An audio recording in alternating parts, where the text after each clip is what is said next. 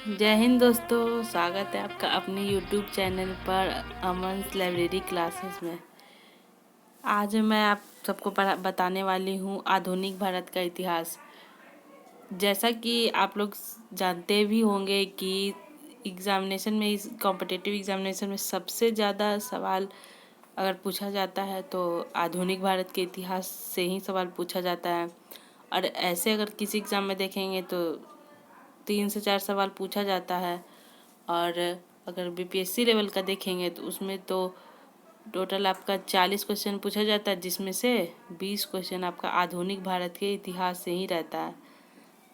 इसीलिए मैंने सोचा कि सबसे पहले आधुनिक भारत के इतिहास से ही स्टार्ट करती हूँ। ऐसे आपका मध्यकालीन, प्राचीन काल सब बताया जाएगा।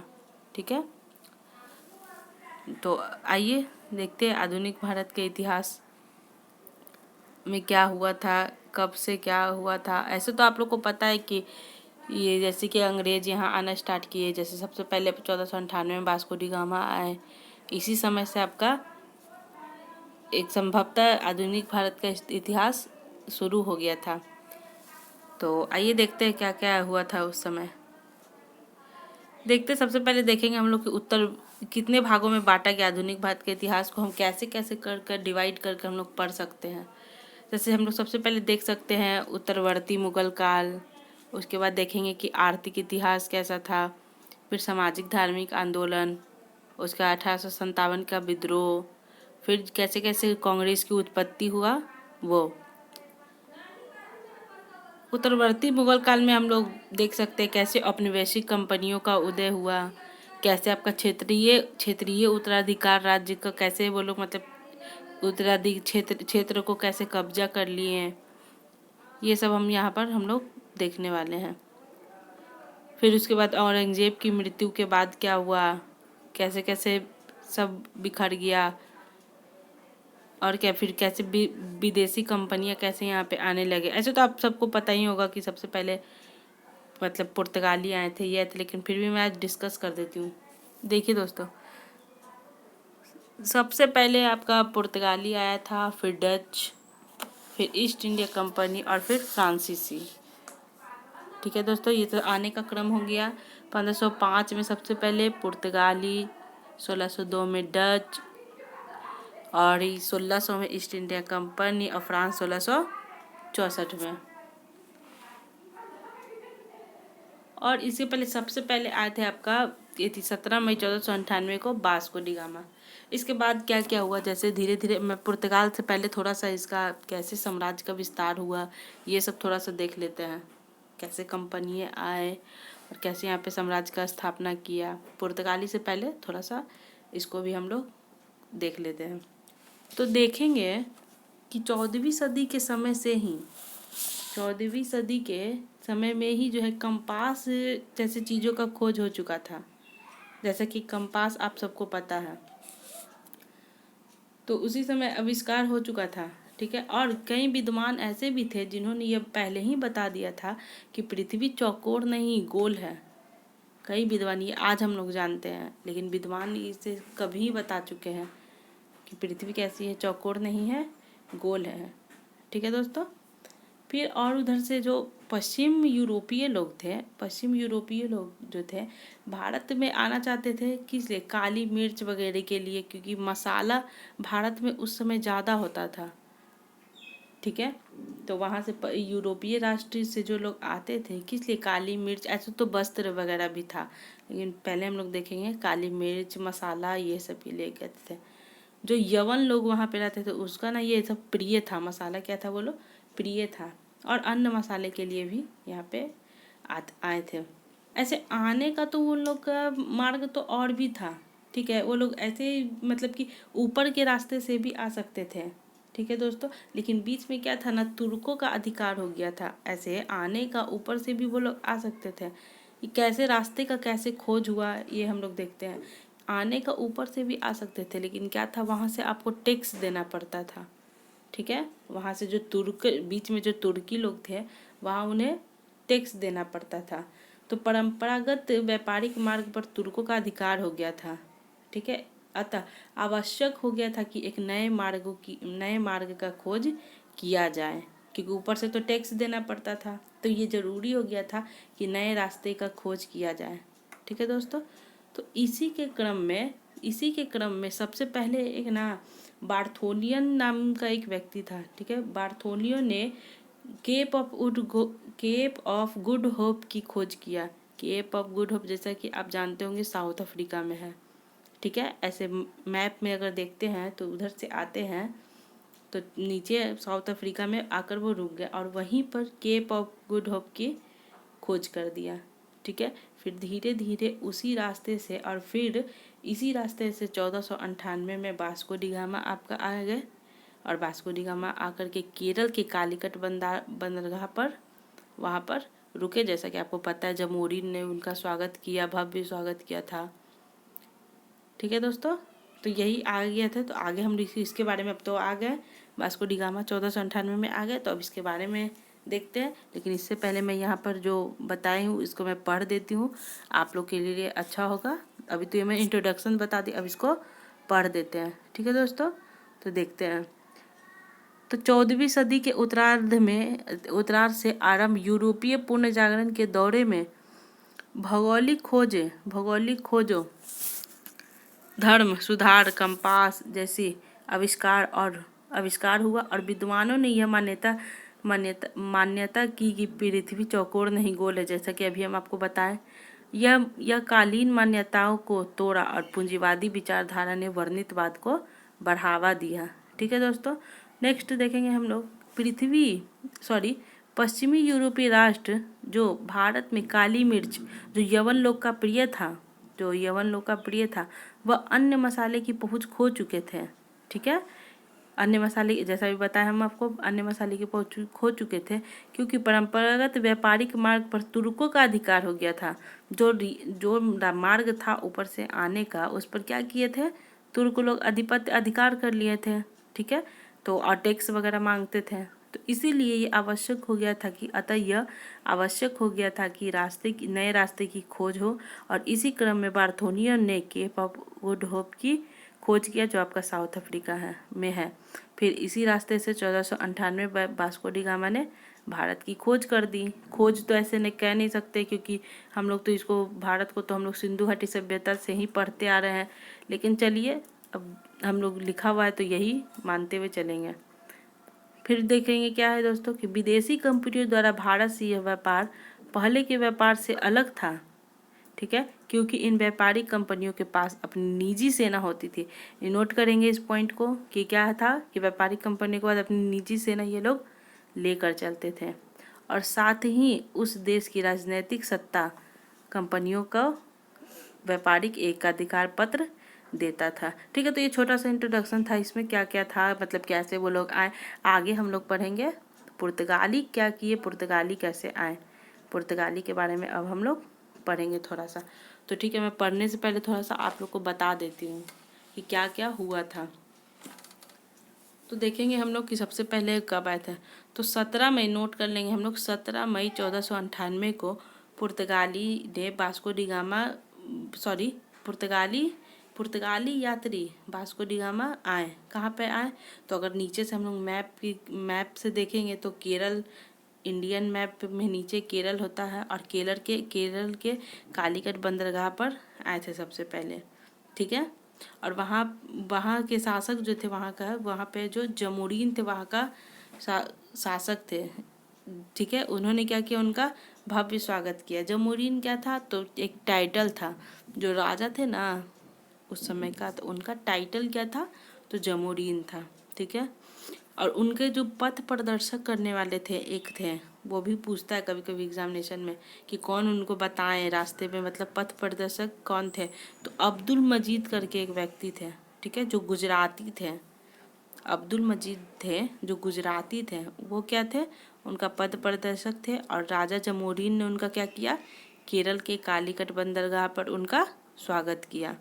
ठीक है, और जब वो आए तो और उसके बाद जब वो जाने लगे ना, तो उनके जहाज को पूरा मसाला से भर दिया गया। उनके जहाज को क्या कर दिया गया, पूरा मसाला से भर दिया गया और वो यूरोप फिर चले गए। और जब उन्होंने यूरोप में इस मसालों को बेचा, जब वहाँ व्यापार किया तो उनको ऐसा कहा जाता है उनको 60 गुना मुनाफा हुआ। कितना गुना? 60 गुना मुनाफा हुआ। इसी मुनाफे को देखकर वो लोग को लगा कि नहीं, यहाँ तो भारत में बहुत अच्छा है, यहाँ पे मिर्च वगैरह मतलब मसाले का बहुत अच्छा खेती होता है। तो अब क्या किए यूरोपीय लोग, वहाँ से आना यहाँ शुरू कर दिए। ठीक है, आना शुरू कर दिए। एक बार और एक बार तो 1498 में आपका आए थे ये पुर्तगाली आए, फिर एक बार 1502 में फिर से आए थे। वास्को डी गामा जो है 1502 में एक बार और आए थे। इस प्रश्न को आपसे पूछ सकता है। ठीक है, कि दोबारा कब आए थे। पहले बार तो 1498 में आए थे, दोबारा कभी भी पूछ सकता है कि कब आए थे। तो याद करेंगे हम लोग 1502 में वास्को डी गामा पुनः भारत आए थे। ठीक है दोस्तों, तो अब तो इन लोगों को लग गया आदत कि नहीं 60 गुना मुनाफा बहुत होता है, क्या किया जाए। तो धीरे धीरे उन्होंने क्या किया, अपना एक एक गवर्नर भेजना शुरू कर दिया। ठीक है, धीरे धीरे एक एक गवर्नर भेजना शुरू कर दिया। तो सबसे पहले गवर्नर थे 1505 में आए थे फ्रांसीसी दी अल्मोडा। सबसे पहले 1505 में फ्रांसीसी दी अल्मोडा आए थे। वो आए तो क्या कर दिए भाई, ब्लू वाटर पॉलिसी चला दिए। ठीक है, वो आए तो ब्लू वाटर पॉलिसी चला दिए। बस अब इसीलिए उनको ना वास्तविक गवर्नर मतलब अल्मोडा को वास्तविक गवर्नर नहीं माना जाता है। ठीक है, फिर 1509 में अल्बुकर्क आए जो पुर्तगाली का गवर्नर बन के आए अगला। ठीक है, उसके बाद एक और आए थे नीनो डी कुन्हा, नाम ध्यान में रखेंगे, नीनो डी कुन्हा आए थे और राजधानी को जो है गोवा बना दिए थे। ये हम आपको टू द पॉइंट बता रहे हैं ऐसे ही, फिर हम अभी आपको पढ़ कर भी बताने वाले हैं।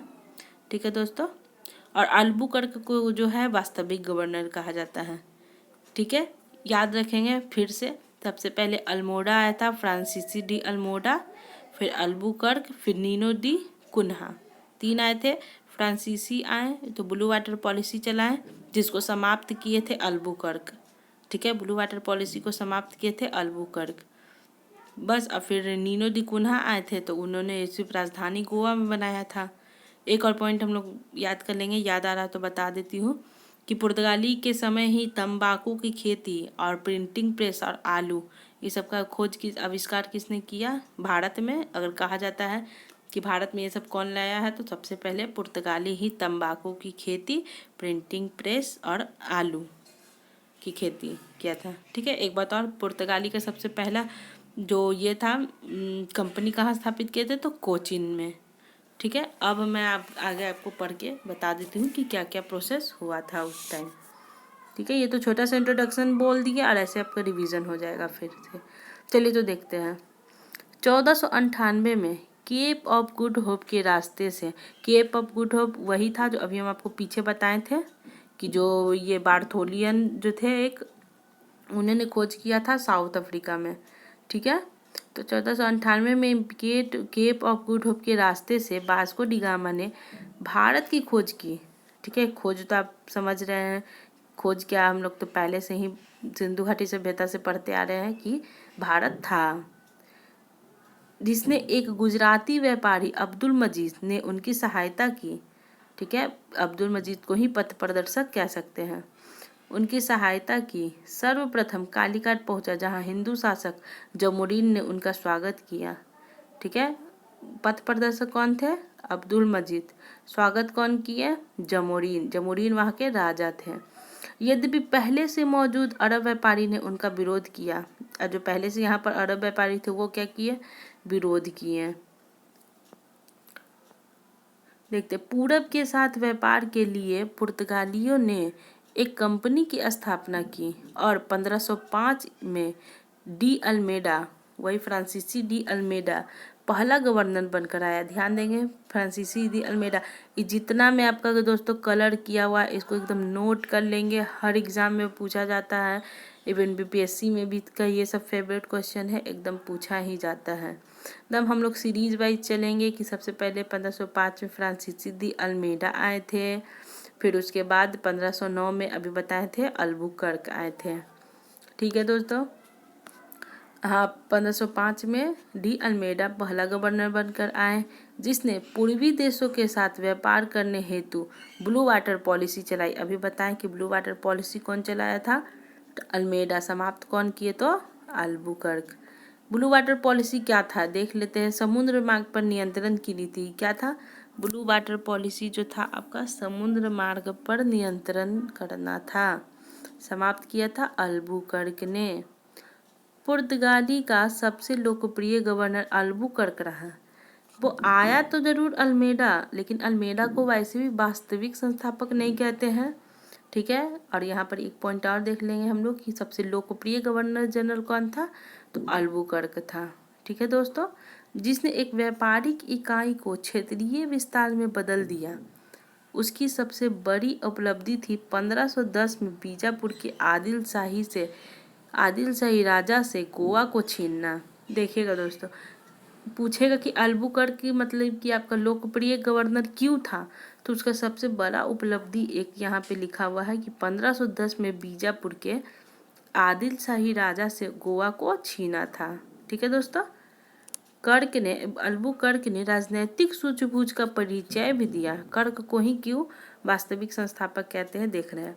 कर्क ने राजनैतिक सूझबूझ का परिचय देते हुए विजयनगर के शासक, उस समय विजयनगर भी था, नीचे आपका इंडियन मैप में हम लोग आगे पढ़ेंगे। अभी विजयनगर आपका नीचे था, नीचे के एरिया में विजयनगर था। अभी उस समय विजयनगर का शासक कौन था? तो कृष्णदेवराय। आगे हम लोग पढ़ेंगे इसके बारे में। राय से मित्रवत संबंध कायम किए और साथ ही पुर्तगालियों को भारत में स्थिरता अस्थायित्व प्रदान किया, जैसे शादी विवाह करना। देखिएगा, हाँ, तो स्थिरता प्रदान किया के लिए और वैवाहिक संबंध को बढ़ावा दिया। अब यहाँ पर सेना लोग आएंगे, उसका जो मतलब अल्बुकर्क का जो सेना वगैरह रहेंगे, तो काफ़ी दिनों तक तो यहीं पर रहना हो गया उन लोगों का। तो वो लोग को भी मतलब कि अपना घर का याद आता होगा। तो अल्बुकर्क क्या बोले कि अब तुम लोग यहाँ पर रह रहे हो तो यहीं पर विवाह कर दो। ठीक है, यहीं पर विवाह कर दो। जिसको अभी अभी के मतलब पॉलिटी में क्या उसको कहते हैं? एंग्लो इंडियन, उसी को कहते हैं। जिसका मतलब कि फादर कहीं और के थे, यहाँ पर आए और यहीं पर शादी कर लिए, तो उससे जो संतान उत्पन्न होते उसको ही एंग्लो इंडियन कहते हैं। ठीक है दोस्तों, तो ये लोग आए और यहीं पे वैवाहिक संबंध स्थापित करने के लिए कौन बोला था? ध्यान रखेंगे, अल्बुकर्क। अल्मेडा बस ब्लू वाटर पॉलिसी चलाया और उसको वास्तविक संस्थापक नहीं कहते हैं।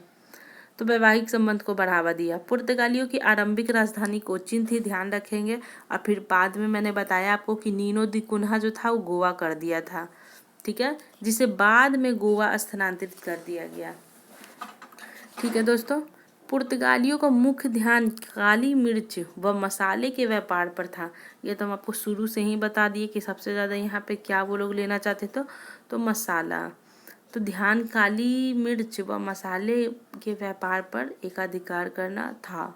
और ये पुर्तगाली ही थे जिन्होंने भारत की पहली बार तंबाकू, जैसा कि अभी हम आपको बताएं कि तंबाकू की खेती, प्रिंटिंग प्रेस, आलू की शुरुआत ये लोग किए थे। यद्यपि इसका प्रचलन अंग्रेजों के दौरे में हुआ।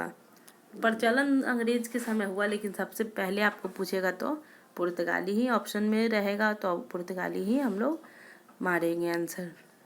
1632 में शाहजहां ने पुर्तगालियों को पश्चिमी तट से सूरत से बाहर निकालने का आदेश दिया, क्योंकि उसके साम्राज्य में कुछ लोगों को धर्म पालन यानी हज यात्रा में परेशानी हो रही थी और पुर्तगाली वह ईसाई धर्म का प्रचार कर रहे थे। तो ठीक है दोस्तों, यही था आपका। अभी पुर्तगाली हम लोग पढ़ लिए। पुर्तगाली के बाद कौन आया था? डच आए थे। नहीं, थोड़ा सा और दोस्तों देख लेते हैं। पुर्तगालियों ने भारत में पश्चिम तट के बंदरगाहों पर नियंत्रण स्थापित कर लिया और वहाँ पे कॉटेज पद्धति क्या था भाई? तो मैं बता देती हूँ, वो एक लाइसेंस था। जैसे लाइसेंस आज भी आप लोग यूज करते हैं कुछ चीज़ का भी, जैसे परमिशन। लाइसेंस क्या है? एक तरह का परमिशन है, इजाज़त है। तो पश्चिम तट पर कि हम वहाँ पे ये चीज़ हम कर सकते हैं या कुछ भी कर सकते हैं।